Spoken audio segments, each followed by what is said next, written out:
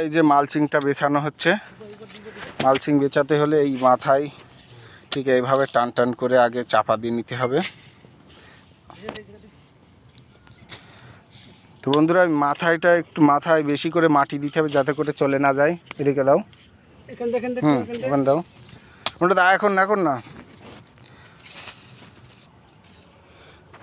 যে লম্বা করে দেওয়া হয়ে গেছে। এবার দুই সাইডে মাটি দিতে হবে একটু টান টান করে যাতে মাঝখানে নিচু না হয়ে থাকে।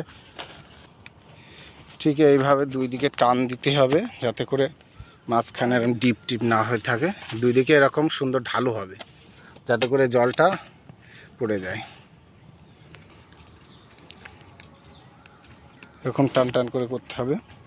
তো আমাদের এইদিকে ওয়েস্ট বেঙ্গলে আমাদের নদিয়াতে এই চাষটা গ্রাফটিং বেগুন চাষ তেমন একটা নেই, আমি নতুন করছি, দেখা যাক কেমন হয়। যদি ভালো হয়